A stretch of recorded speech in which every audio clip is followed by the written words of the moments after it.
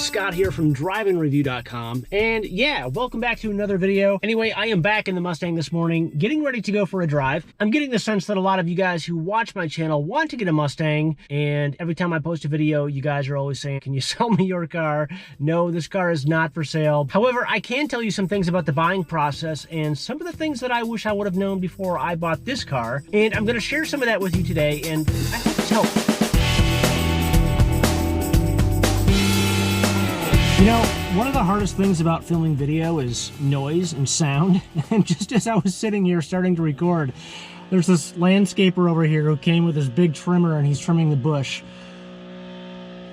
So we're gonna have to go somewhere else, so let's start this drive a little bit early. I was gonna sit here and talk a little bit, but I guess it's just a good excuse just to get up and go. So let's do that. Backing out of this parking spot is always a little bit tricky. I got a car directly behind me and I got this wall right here. One of these days you're gonna see me hit something. It's gonna be sad, but I think it'll make for some pretty good content. Okay, so one of the things that I really wish I would have known about the S197 Mustang before getting one is that they're expensive. And in my mind, I always knew that I wanted to upgrade from my 1996 Mustang GT, and it was always kind of a dream for me, and I knew I wanted to step up to the next generation Mustang, but I didn't look at prices. I just knew I was going to do it, because, you know, Mustangs in general are kind of cheap, and I did not know that clean, low mileage, 100% stock S197 Mustangs were actually more expensive than I thought they were. Because when I made the decision to buy one, I thought, okay, yep, I'm gonna do it.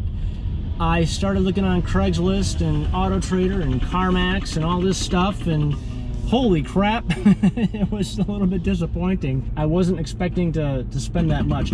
Speaking of audio,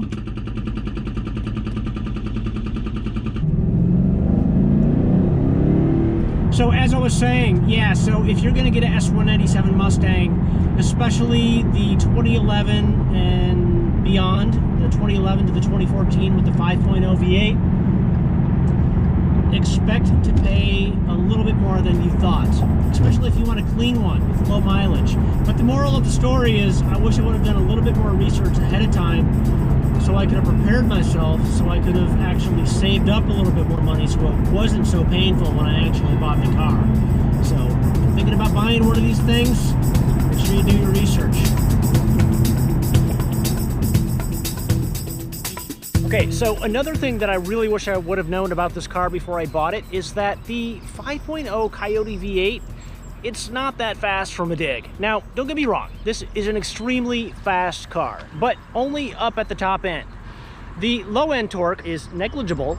I can't even believe I said that word properly. And this came quite as a shock to me when I got this car, because I came out of a 1996 Mustang GT with the 4.3 liter V8. That thing had gobs of torque in the low end, and even though it was a really slow car and it completely died off after 3,000 RPM, it felt fast. I don't know if it was the way that it was geared. I don't know what the gear ratio was in that car, but it felt extremely fast off the line, whereas this car doesn't. This car just pulls all the way to the red line. It's incredibly fast. It's incredibly faster than my 96 Mustang GT was, but it's different. It's a different kind of fast. This feels like a boosted car. And I guess I wasn't expecting that going into a 5.0 Mustang GT. I thought it was just going to be faster all around through all RPM ranges, and that's just the way that it is. So that was actually really surprising to me the very first time that I drove this car, the first time that I got on it. I've actually got some video footage of that. Oh, that's nice. God, that's good. This car absolutely blew me away getting on the freeway for the very first time, but I will admit that I wish it had just a little bit more low-end torque, which probably could be fixed with gears. If anybody in the comment section knows how I can tell what gears I have on this car, please let me know, because maybe this could be a quick fix. I could just swap out the gears and it could be a much faster car from a dig. Alright, moving right along here, and something right along the lines of what I was just talking about. This car has 406 horsepower, I believe, just a little bit over 400 horsepower, and I hate to say it, but this car kind of ruined me a little bit. It's a fast car, don't get me wrong, but it quickly made 400 horsepower feel normal. You know, I was gonna pull a donut right here, but there's a guy sitting right there. I don't want to do that. And that very first day that I drove it, I was thinking, wow, it's a fast car. I'm never gonna need any more power than this. But it only took a week of getting used to the power, getting used to the size, and getting used to the way that that car delivered that power. It wasn't very long until I was wanting more. And it's kind of sad. It's exactly why we have 700, 800 horsepower cars from the factory today.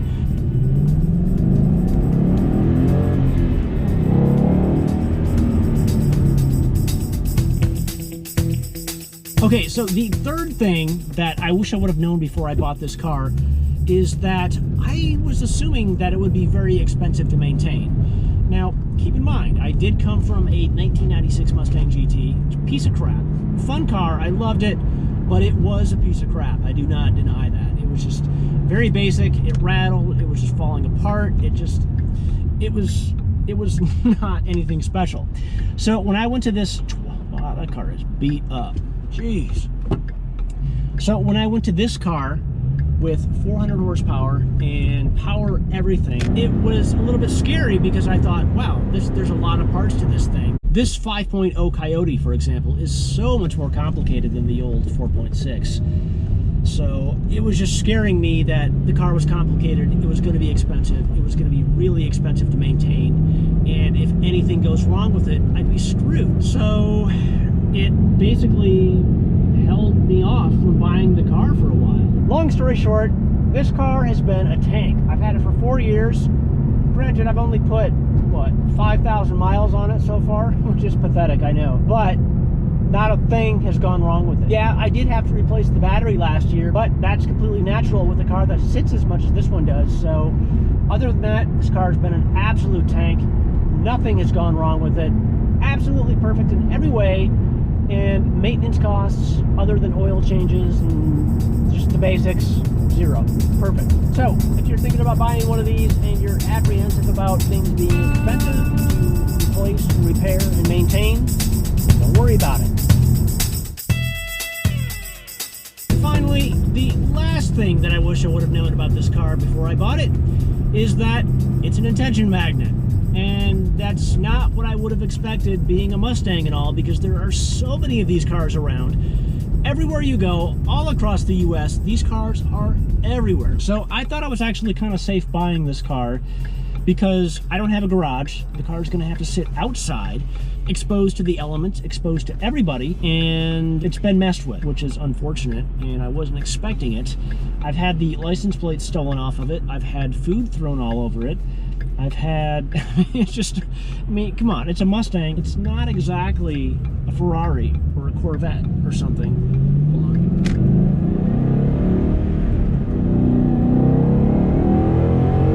So the fact that it stands out like a sore thumb in a busy parking lot is not what I was expecting. So just know if you get a Mustang like this, the S197, any year, people are going to look at it. They are going to notice it in a parking lot.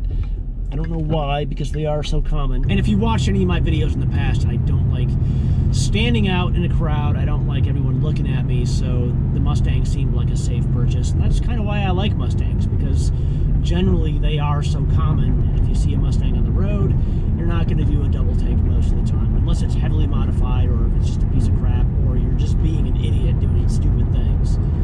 So that's where this video ends. I'm going to end it with a poll here at my favorite road where nobody is at ever, even on a busy weekday morning.